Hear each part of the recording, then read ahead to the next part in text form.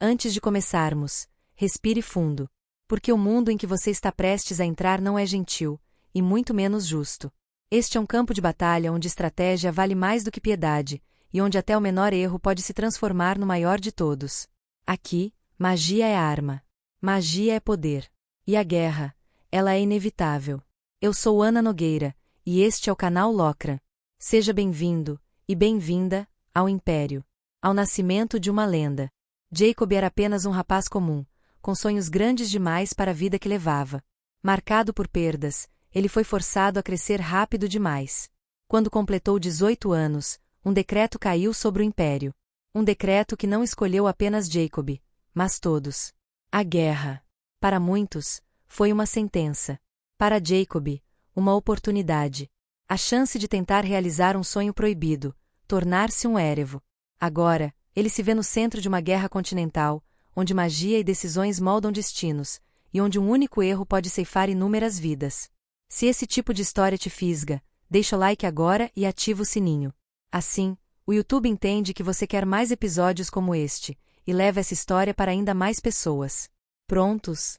Então feche os olhos, coloque os fones, e venha comigo. O capítulo começa agora.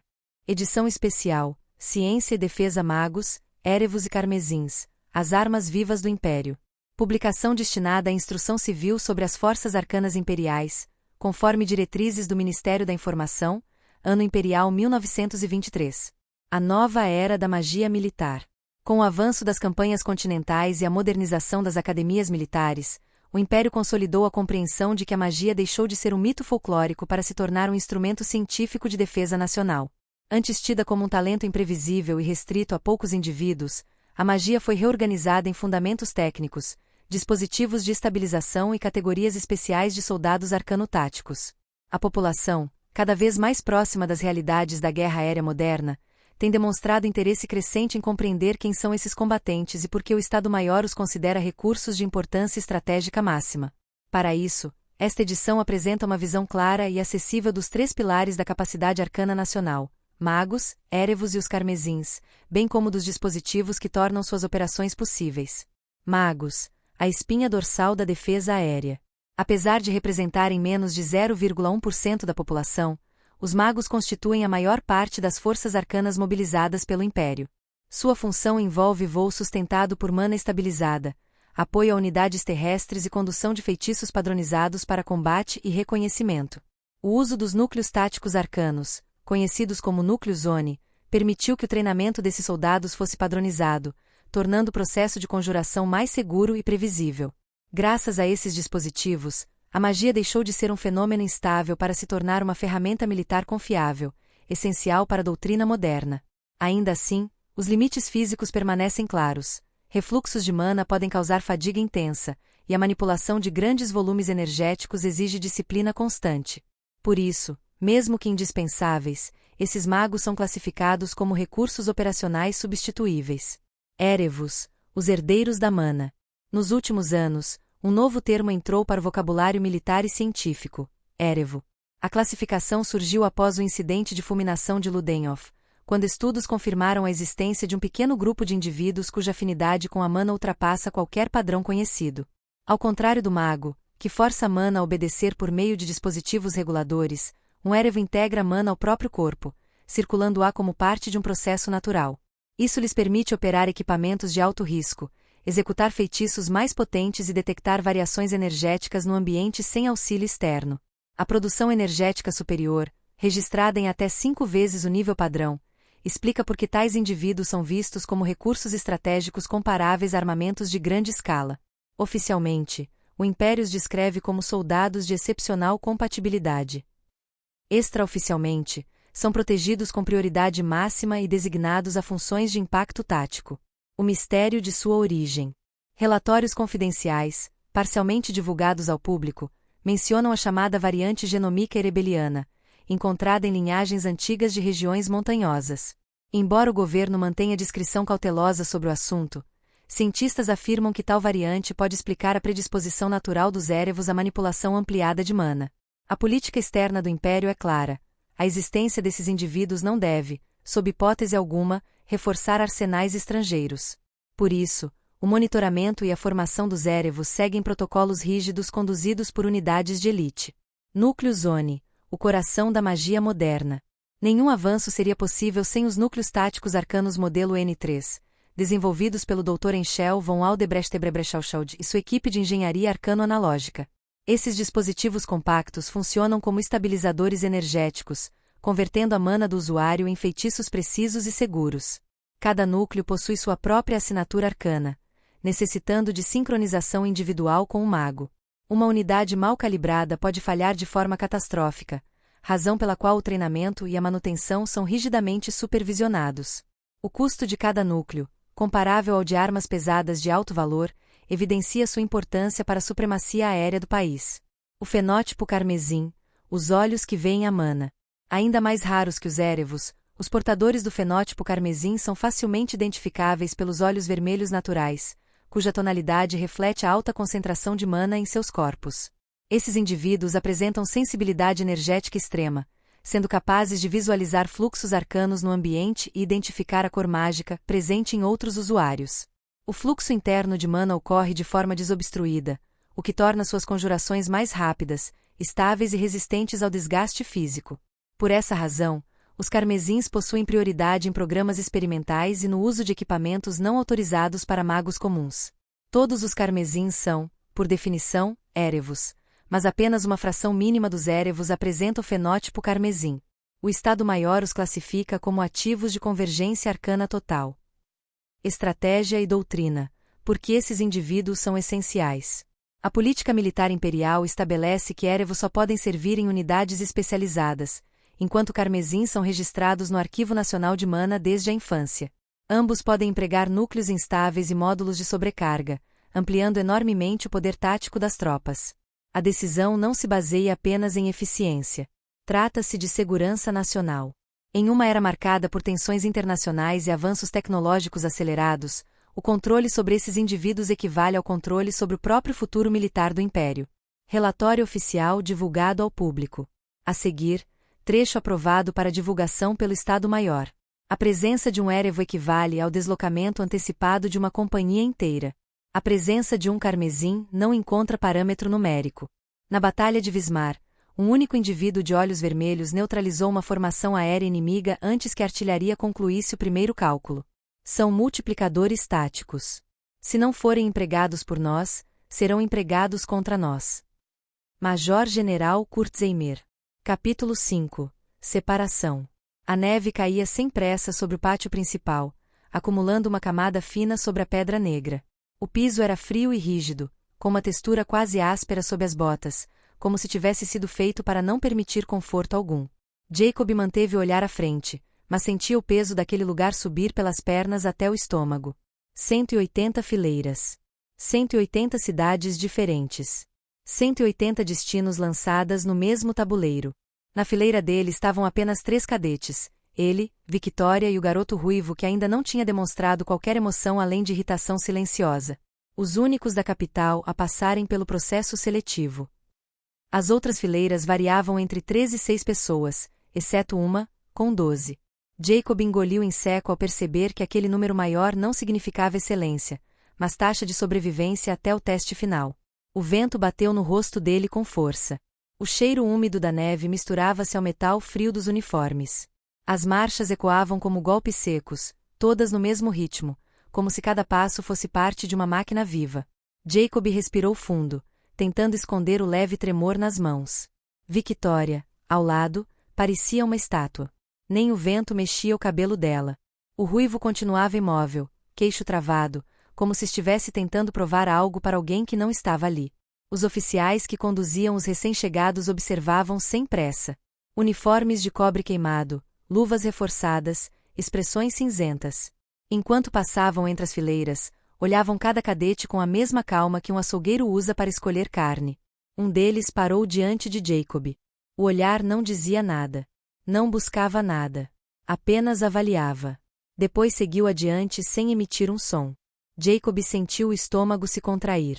O silêncio dos oficiais parecia mais ameaçador do que qualquer grito. Um apito cortou o ar, seco, agudo, irritante. Tudo parou. As portas negras do prédio principal se abriram devagar, revelando uma luz interna amarelada que parecia engolir a neve ao redor. O som das dobradiças era pesado, como se o metal protestasse. Um homem enorme surgiu no topo da escadaria. E atrás dele, como uma muralha viva, 4.000 cadetes veteranos alinhados pelos degraus. A infantaria, a artilharia, assalto aéreo, contenção arcana e a divisão de erevos de combate, todos prestes a se graduarem e se tornarem as novas lanças do Império. Jacob sentiu o chão vibrar. Não era metáfora. Vibrava mesmo com o peso da presença deles. O diretor desceu 2 passos, suficiente para ficar visível a todos. Ele não parecia apenas grande, parecia esculpido. Ombros largos, cicatrizes antigas marcando o rosto, e olhos de um vermelho duro que lembravam brasas ardentes. O uniforme era totalmente preto, pesado, com detalhes dourados que pareciam fogo à luz do pátio. Uma asa dourada, enorme, se abria de ombro a ombro sobre o peito dele. Ele não precisou falar alto. Linha reta. A voz não era alta. E mesmo assim parecia atravessar o pátio inteiro com facilidade. Jacob ajustou os pés rápido demais e quase escorregou. Victoria já estava perfeita e o ruivo também. Um tropeço ecoou atrás. Um cadete esbarrou no colega, e a pequena reação foi tudo que o diretor precisou para descer um degrau. Depois outro e outro. Cada passo tinha o peso de alguém acostumado a caminhar sobre corpos. Os oficiais abriram espaço sem que ele precisasse pedir. Parou diante de um cadete franzino, pálido, com o olhar de quem não queria estar ali. Parecia ter a idade de Jacob, mas sem nenhum traço de segurança. O diretor parou diante dele. É isso que você chama de postura inicial? Perguntou, a voz baixa. O garoto abriu a boca, mas nenhuma palavra saiu. O peito subia e descia rápido, como se faltasse ar. O diretor suspirou pelo nariz, um som curto e impaciente. Ele segurou o garoto pelo colarinho e o puxou para frente como se fosse leve demais. Braço direito. O garoto obedeceu, tremendo. O diretor colocou um núcleo ONI na mão dele. O cristal pulsou uma vez, como se reconhecesse o toque. Agora canaliza. O tom era neutro. Se você chegou até aqui, deve saber fazer o mínimo. Jacob manteve o olhar à frente, mas sentia o corpo inteiro tenso. Ninguém ao redor ousava desviar o foco. Nem mesmo para piscar. O garoto fechou os olhos com força. Respirou fundo. A mão e o corpo tremiam. Tentou canalizar, mas nada aconteceu. O dispositivo permaneceu morto na mão dele. O diretor não esperou, pegou o núcleo de volta. No instante em que seus dedos tocaram o dispositivo, ele brilhou em roxo vivo, quase branco no centro. E o que aconteceu a seguir foi instantâneo. Um estalo seco. Um grito curto e agudo. E o grito veio na mesma hora. O braço do garoto caiu no chão como um pedaço de madeira quebrada. Não houve sangue. Só o cheiro forte de carne queimada. Ar quente. Vapor subindo pela neve. Jacob sentiu o corpo dar um passo para trás antes que pudesse evitar. O ruivo ao lado continuou imóvel, com um sorrisinho pequeno nos lábios finos. Victoria não piscou. Só acompanhou cada movimento com atenção. O garoto caiu de joelhos, agarrando o próprio ombro queimado, a respiração desordenada, sem voz. Parecia um animal ferido prestes a desmaiar. O diretor sequer olhou para ele. Incapaz de canalizar sob pressão. Falou como quem lê um número. Ainda serve. Sorte sua ser um erevo. Se fosse um mago comum, eu teria cortado a cabeça. Ele fez um gesto com 2 dedos. Tirem ele daqui. Categoria D, digam para Santa reimplantar o braço desse inútil. Primeira e última vez que terá esse privilégio. 2 soldados arrastaram o garoto como se ele fosse um saco de suprimentos. Outro pegou o braço caído, a mão ainda fechada, os dedos curvados como se segurassem algo invisível. O cheiro de queimado se espalhou devagar. Alguém atrás de onde o garoto estava vomitou no próprio uniforme. Outro começou a chorar baixinho, tentando não fazer barulho, as mãos trêmulas tentando cobrir o rosto sem fazer barulho. O diretor, então, virou. Os olhos vermelho-brasa varreram as fileiras, um por um. Quando falou, a voz pareceu entrar direto na cabeça de Jacob. Bem-vindos a Immeusran. A neve parou por um segundo. Ou talvez fosse só a respiração de Jacob que parou. Vocês não estão aqui porque querem ser erevos. O diretor caminhou entre as primeiras fileiras. Estão aqui porque o Império precisa descobrir quem merece continuar respirando. A neve voltou a cair. Mais pesada. Vocês estão entre os mais raros. Os mais resistentes e fortes. Os mais promissores. Ele ergueu o queixo. Mas não confundam isso com valor. Aqui, todos vocês são matéria-prima. E matéria-prima não escolhe o que quer ser. Jacob sentiu a própria garganta secar. O diretor apontou para o portão atrás deles. Quem tiver problema, a saída está ali. Uma pausa, longa o bastante para machucar. Mas só se sai daqui morto ou graduado. Nenhum cadete respirou fundo. Ninguém ousou. Ele voltou a subir um degrau, mas virou a cabeça para trás antes de completar o movimento. O brilho dourado da asa sobre o peito dele refletiu a luz da neve, iluminando a fileira onde Jacob estava. Agora vamos ver, disse em voz baixa, quem de vocês tem coluna para ficar de pé até o fim do dia. Então ficou em silêncio. E o pátio inteiro, cadetes e veteranos, neve e pedra, pareceu prender a respiração. Jacob sentiu o ar gelar dentro dos pulmões. Victoria, ao lado, mantinha o queixo firme. O ruivo parecia prestes a desmaiar ou matar alguém. Impossível saber. O vento soprou. A neve caiu e o pátio aguardou o próximo golpe. A neve engrossou quando o diretor chegou ao topo dos degraus, como se até o clima acreditasse que deveria dar espaço para ele. O silêncio dos novos cadetes parecia quebrar sob o peso de tanta expectativa. Cada respiração formava uma nuvem curta no ar gelado. Jacob sentia o frio entrar pelo colarinho e descer pela espinha como uma lâmina fina. Ainda assim, o homem ergueu a mão enorme, a asa dourada sobre o peito brilhando sob a luz pálida do céu. Veteranos. Avaliação inicial. Procedam. O comando saiu tranquilo, mas cada sílaba carregava o peso de alguém habituado a ver obediência instantânea. E ele viu. Os 4.000 veteranos atrás dele bateram continência ao mesmo tempo. O som ecoou como um trovão preso entre muralhas. Os líderes de cada setor se moveram primeiro, descendo os degraus com precisão impecável, passos sincronizados, como se fossem parte de uma única unidade. Eles se espalharam entre os recrutas. Sem palavras. Sem pressa. Sem misericórdia. Jacob manteve os olhos à frente. Tentou parecer firme. Tentou mesmo. Mas o coração batia rápido demais, e as mãos começavam a suar apesar do frio cortante. Uma veterana parou diante dele. Era uma jovem, talvez 2, 3 anos mais velha. Postura irretocável. Cabelo cor de mel preso num coque tão apertado que parecia parte do uniforme. Olhos verdes claros, frios e atentos, sem emoção alguma. Ela o estudou de cima a baixo. E inclinou a cabeça levemente, como quem reconhece uma informação desagradável. Eberhard. Não foi uma pergunta. Foi uma constatação. Várias cabeças ao redor se mexeram. O nome se espalhou pelo pátio como faísca em pólvora. Jacob engoliu em seco. Sou eu. A veterana aproximou o rosto sem alterar a postura. A respiração dela era calma, milimétrica.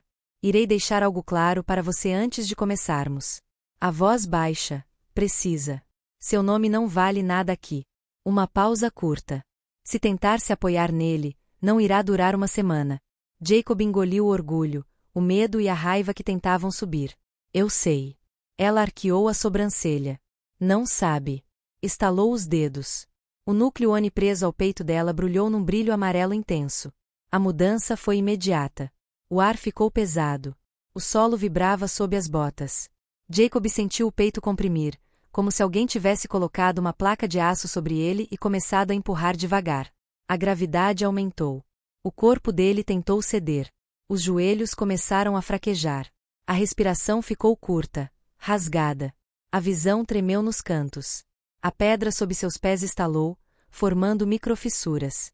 Fique de pé. Ela murmurou, sem emoção. Vamos descobrir qual versão de você é útil para o Império. A pressão aumentou mais uma vez. Jacob quase caiu de joelhos. Um gosto metálico subiu pela boca. Ele sentiu o rosto esquentar, como se algo estivesse prestes a estourar de dentro para fora. Mas não caiu. Não deu o passo que a pressão queria. Apenas cerrou os dentes até sentir sangue na língua. Ao redor, os outros cadetes desviavam o olhar, intimidados. Os veteranos observavam com frieza clínica. Victoria manteve os olhos fixos no horizonte, mas Jacob percebeu o músculo tensionado no maxilar dela. O ruivo sorriu com a cena. A veterana inclinou levemente a cabeça quando percebeu que Jacob ainda estava de pé. Continua teimando, hein? Jacob, Com a voz arranhada pela pressão, respondeu. A senhora pediu para eu ficar de pé.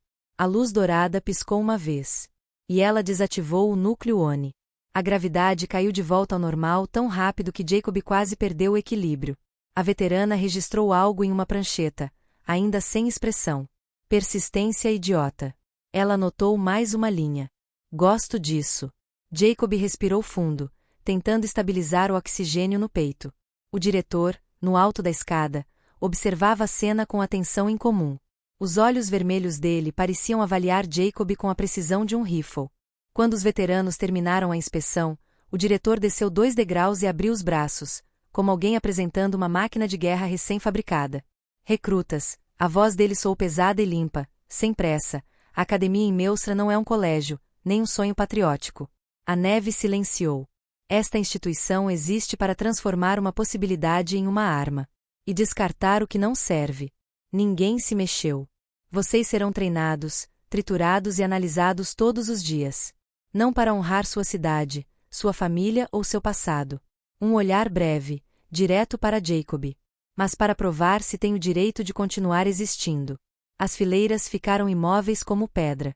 Aqui, vocês serão treinados como erevos de combate. Não estrategistas. Não teóricos. Não artesãos. Muito menos simples magos. Ele ergueu um dedo. Serão treinados para serem erevos.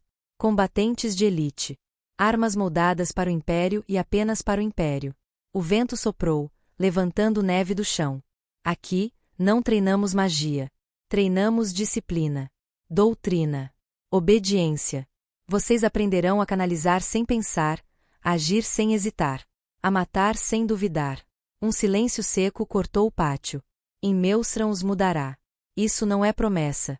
É ameaça. Ele ergueu a mão de novo. Veteranos. Finalizem a avaliação.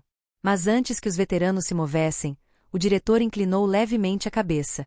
Por fim, ele ergueu o olhar para todas as fileiras. A academia só tem 2 portas, a que vocês entraram hoje, e a que leva ao campo de batalha. A primeira abre para todos. A segunda só abre para quem tem culhões suficientes para atravessá-la. Um apito soou. Curto. Frio. Definitivo. A neve continuou a cair. E o pátio inteiro pareceu prender o ar, esperando o que viria depois.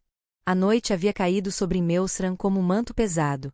O vento assobiava nos vitrais altos, arrastando flocos de neve contra as paredes de pedra como se tentasse atravessá-las.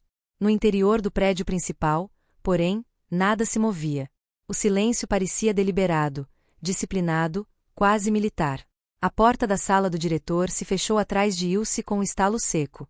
A sala era ampla, iluminada apenas por 2 luzes azuladas e pelo brilho alaranjado que escapava do charuto preso entre os dentes do diretor. O ar carregava cheiro de tabaco queimado e ozônio, sempre ozônio, como se o ar ao redor dele estivesse em constante atrito. Ele não levantou o olhar de imediato. Apenas girou o charuto entre os dentes, expelindo fumaça pelo nariz num movimento lento. Ilse ficou rígida diante da mesa de ônix, com as mãos atrás das costas. Não ousou sentar. Sabia bem o que aquele silêncio significava. Finalmente, os olhos vermelhos do diretor se ergueram, firmes e penetrantes, como se avaliassem um relatório que já tivesse condenado alguém. O garoto Eberhard. A voz saiu grave, áspera, e a fumaça acompanhou cada sílaba. Você o manteve longe do Império. Eu quero ouvir da sua boca. O porquê? Ilse não desviou o olhar, mas engoliu em seco. A garganta ardeu um pouco pelo cheiro forte de tabaco. Foi um pedido da mãe dele. Respondeu, tentando manter a voz estável. Eu devia muito ao irmão dele. Achei que protegê-lo seria o mínimo. O diretor deu outro trago longo no charuto. A ponta brilhou em vermelho vivo. Protegê-lo? Ele inclinou a cabeça para o lado. Major Ilse, você esqueceu qual era sua função. Seus sentimentos não são mais relevantes do que o dever. Nem os seus, nem os da mãe dele, e muito menos a memória do irmão morto. A palavra morto pareceu cair pesada entre os dois. Ele se inclinou para a frente, apoiando os antebraços na mesa. O couro da cadeira rangeu. Você escondeu um erevo do Império por 12 anos. O tom não era de ira, era pior, era desapontamento. Isso, Major, é mais grave do que qualquer promessa que fez para aquela família. Ilse cerrou a mandíbula. Sentiu o estômago apertar, mas não recuou. Se eu tivesse anunciado, ele teria sido arrancado da mãe aos 6 anos. Condenado a este lugar antes mesmo de entender quem era. Eu achei que... Achou. Ele a interrompeu, batendo na mesa. Achou errado. O silêncio caiu de novo. A luz oscilou. O diretor deixou o charuto descansar no cinzeiro, a fumaça subindo devagar. Ele tem 18 anos. Continuou, cruzando os dedos sobre a mesa. 18. E a base técnica de um bebê. Você viu o que aconteceu lá fora. Ele tem instintos, tem força, tem mana, mas não tem educação nenhuma. São músculos sem direção. Mana sem disciplina. Espírito sem doutrina. Os olhos vermelhos se estreitaram. Isso, Major, mata mais rápido do que qualquer inimigo. Ilse respirou fundo, mas não recuou. Um músculo tremeu na lateral do rosto. Ele vai aprender, disse, firme. O senhor viu o que ele resistiu hoje. Sem preparo. Sem instrução. Sem professor. Há 18 anos abafado. O diretor soltou uma risada curta, sem humor. Quase um sopro. Resistir a uma pressão gravitacional não faz de alguém um soldado e muito menos um erevo. Só faz de alguém um animal teimoso. Ele bateu levemente com o dedo no tampo da mesa. E animais teimosos morrem rápido no campo de batalha. A menção ao campo de batalha fez Ilse erguer o queixo. O senhor fala como se já esperasse guerra. O diretor não respondeu de imediato. Pegou o charuto, deu outro trago, soltou a fumaça devagar. A brasa refletiu nos olhos vermelhos. Paz de 12 anos, Major. Murmurou. Paz demais. Tempo demais para os vizinhos se organizarem. Avenlor cutuca nossa fronteira. Jorvik espalha navios como pulgas pelo mar. Novras mobiliza tropas no norte. Ardalen financia todos eles como se fossemos um teatro para a diversão deles. Ele apagou o charuto no cinzeiro com força. Eles acreditam que o império ficou mole. Ilse cruzou os braços, desconfortável. O império nunca fica mole. Eu sei disso. O diretor pousou o olhar nela, sério. Você sabe. O povo do império sabe. Mas aqueles fora das nossas fronteiras não sabem. E cadetes despreparados só reforçam essa ilusão. O silêncio se estendeu mais uma vez. Ilse sentiu o peso de cada palavra. Então me deixe dizer uma coisa com clareza, completou ele. A culpa é sua. O estado atual do garoto é culpa sua. E se ele morrer antes da próxima semana, o sangue vai manchar exclusivamente as suas mãos. Ilse respirou fundo. Muito fundo. O peito ardia de frustração, mas nos olhos havia algo teimoso, quase desafiador. O senhor está subestimando ele. Os olhos vermelhos se estreitaram. Estou sendo realista. Ela deu um passo à frente. Não o suficiente para parecer insolente, mas o bastante para deixá-lo ver que não recuaria. Eu conheci Samuel Eberhard, diretor. Treinei com ele. Sangrei com ele. Fui vice dele. E sei exatamente o que vi hoje naquele garoto. O mesmo olhar. A mesma forma de ler o campo. A mesma teimosia absurda que só quem nasceu para a guerra tem. Ela inclinou a cabeça levemente. O senhor sabe que eu estou certa. Ele não é um animal teimoso. Ele é um erevo legítimo. O diretor não reagiu de imediato. Não piscou. Só ficou a observá-la como se avaliasse a estrutura de uma ponte que talvez pudesse suportar mais peso do que parecia. Então ele bufou, baixando o olhar para a mesa. Se ele morrer, é culpa sua. Repetiu, mas a voz estava menos cortante. Ainda dura, mas não cruel. Mas se sobreviver.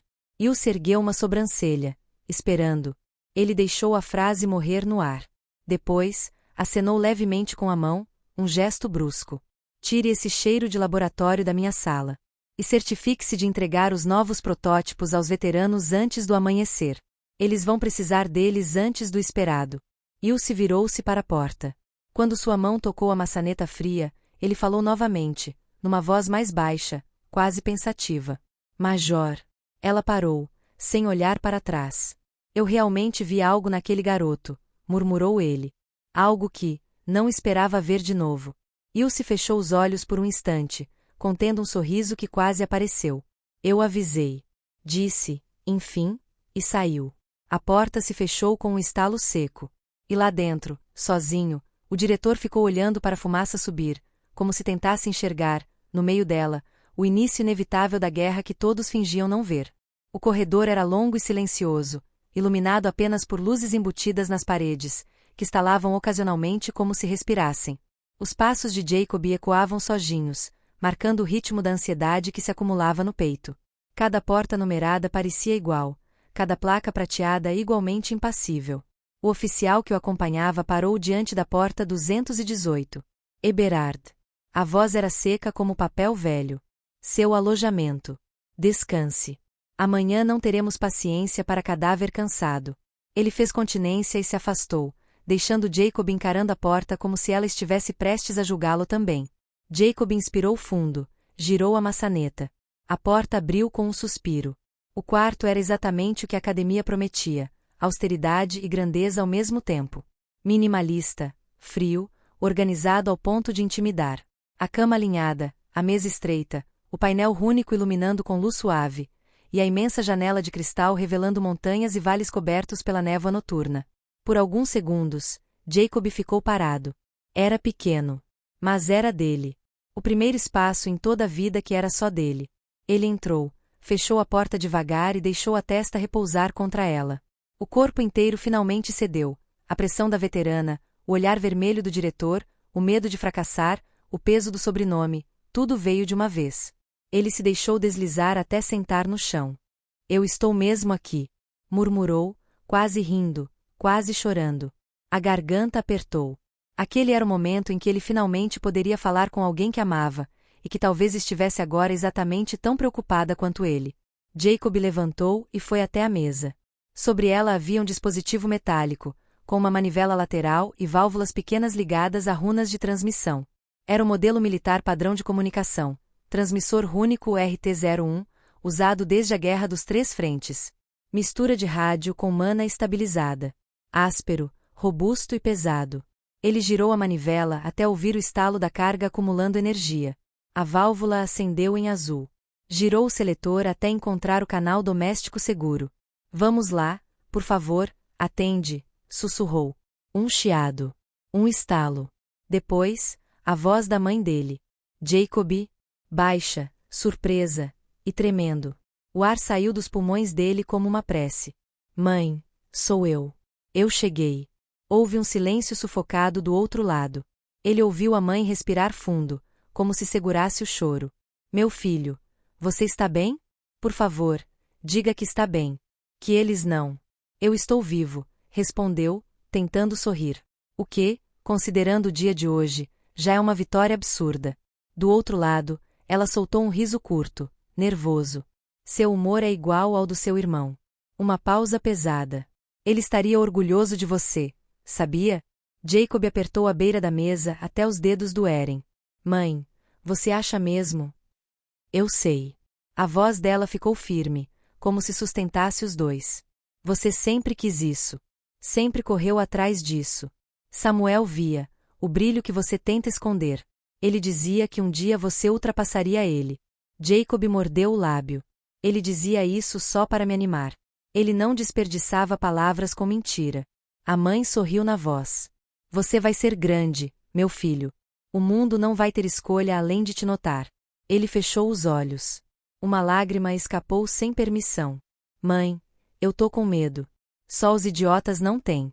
Outra voz surgiu atrás da mãe, mais firme, mais irônica. Você ouviu, né? Resmungou ela. O garoto já sobreviveu ao primeiro dia. Eu não sobrevivi ao meu primeiro dia de emprego sem vomitar 3 vezes. Ele vai muito bem. Jacob riu. Tia, você não ajuda. Ajudo sim. Sou a única que fala a verdade nessa família. Ela fez uma pausa. E a verdade é, você vai apanhar, vai sangrar e vai cair. Mas vai levantar todas as vezes, porque é isso que gente da nossa família faz. É isso que Eberhard faz. O silêncio ficou quente. Bom. Obrigado. De verdade. Vá descansar. Disse Helena, por fim. E, meu filho? Sim? Promete que vai voltar vivo. Ele sorriu dolorosamente. Prometo. A transmissão caiu devagar, como uma vela apagando. Jacob respirou fundo, enxugou o rosto com a manga e girou outra vez o seletor. Agora para outro canal. Vamos lá, Léo. Atende, vai. 2 chiados. Um clique. E então, Jacob. A voz veio tão alta que o transmissor tremeu. Cara, você tá vivo. Você não explodiu ninguém. Não explodiu você mesmo. Não arrancaram suas pernas. Ou as tuas bolas.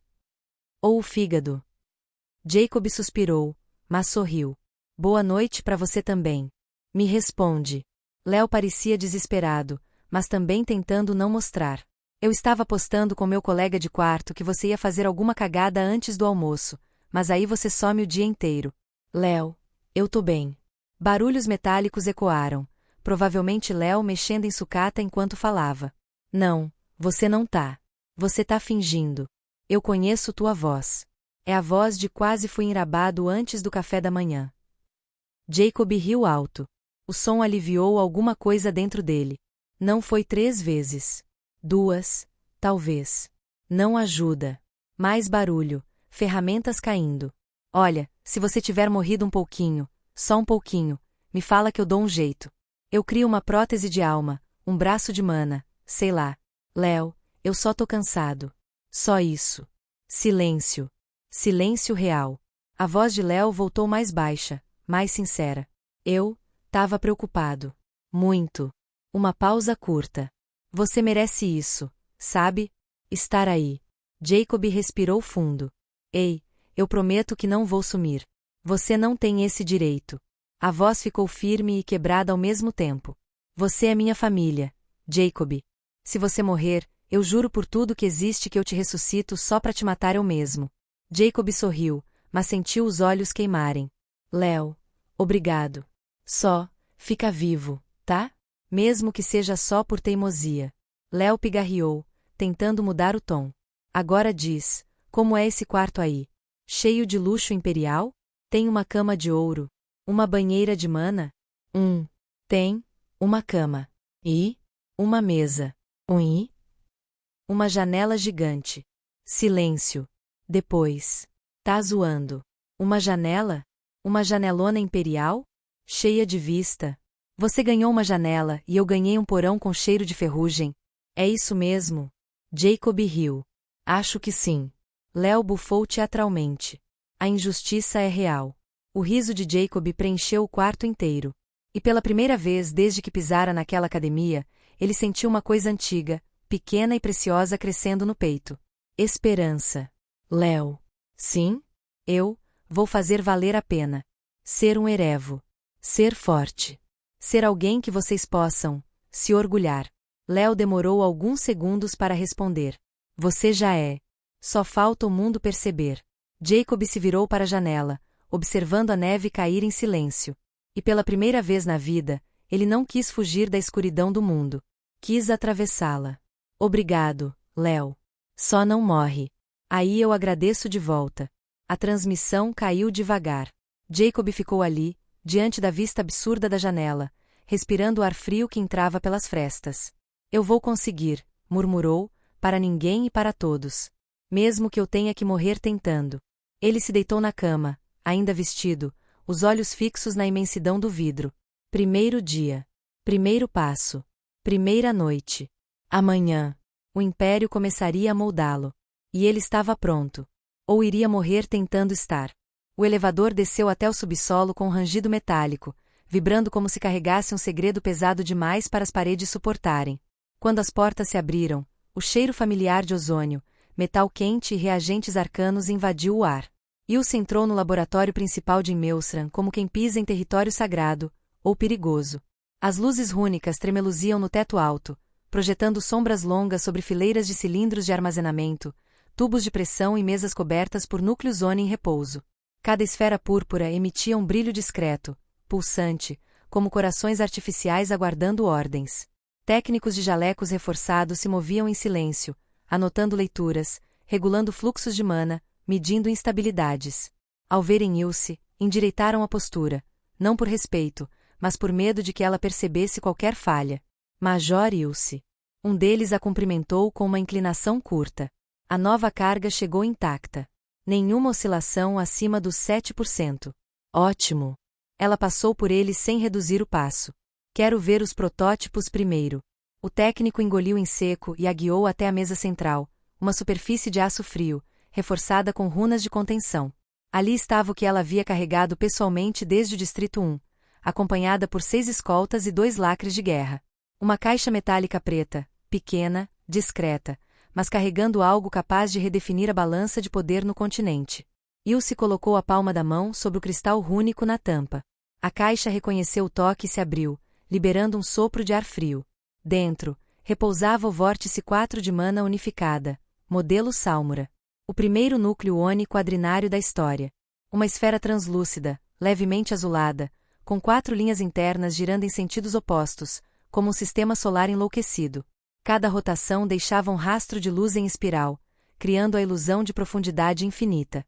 O técnico se afastou instintivamente, como se temesse que o protótipo despertasse sozinho.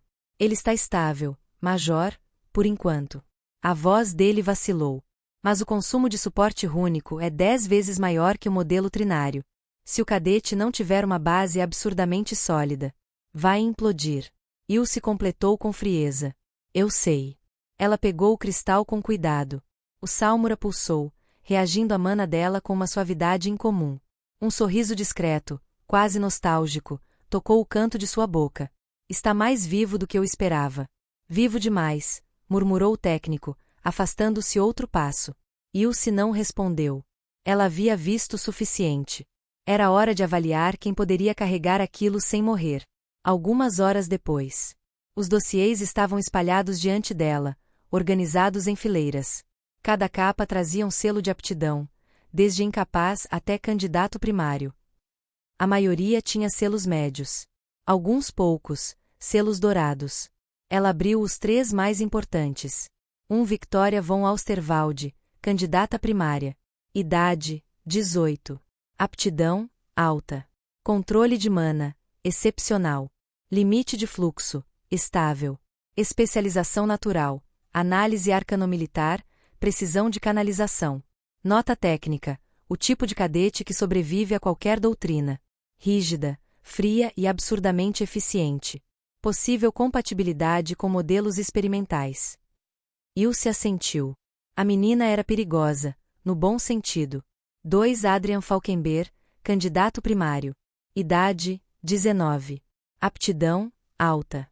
Controle de mana, volátil. Limite de fluxo, elevado.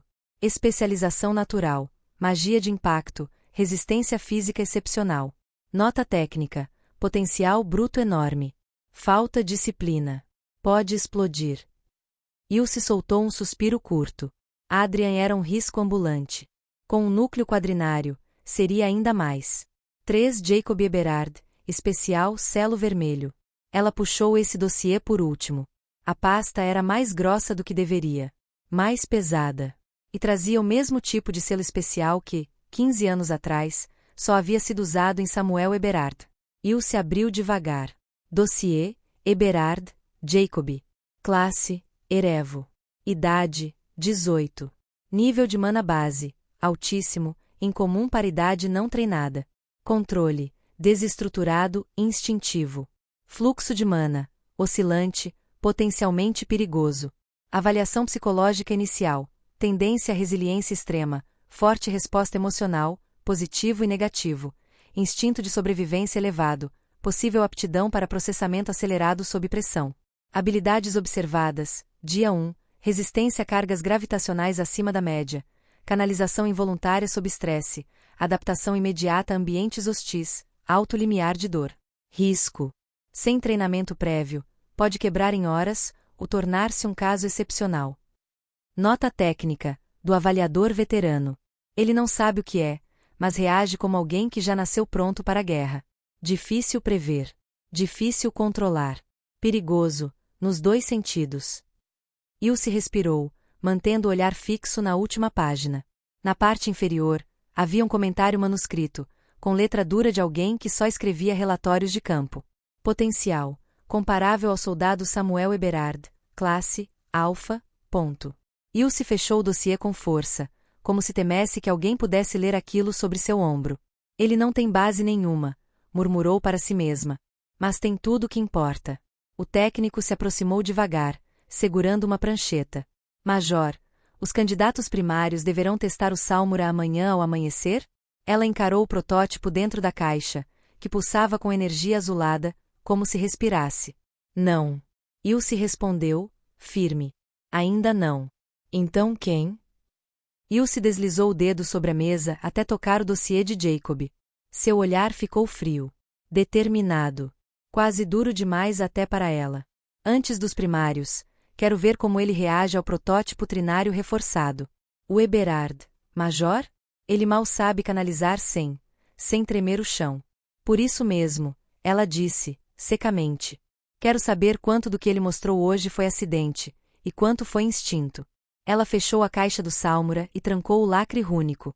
Se ele sobreviver ao trinário reforçado. Os olhos dela pousaram sobre o brilho azul do vórtice 4. Então talvez eu considere deixá-lo chegar perto do Salmura. O técnico ficou pálido. Esse garoto vai morrer em treinamento, Major. Ilse recolheu os dossiês, organizando tudo com precisão militar. Talvez, ela murmurou. Então acrescentou, baixinho, ou talvez o Império finalmente tenha encontrado um novo monstro. Ela saiu do laboratório, botas ecoando pelo chão metálico. O Salmura pulsou mais forte, como se tivesse ouvido. Como se esperasse. Obrigado por ouvir até aqui. Se você curtiu, apoie o canal com um like, e se inscreve para não perder o próximo capítulo. Compartilhe com um amigo que gosta de fantasia sombria. Cada comentário e cada compartilhamento ajuda outros ouvintes a nos encontrar. Lembre-se, no campo de batalha nada termina de verdade. Novos inimigos se movem nas sombras, novas ordens estão a caminho, e a guerra continua avançando, porque, neste mundo, hesitar é morrer. Até a próxima, soldados. Nos vemos no próximo capítulo. Até lá, mantenha os fones por perto, porque o céu, às vezes, lembra o que a terra tenta esquecer.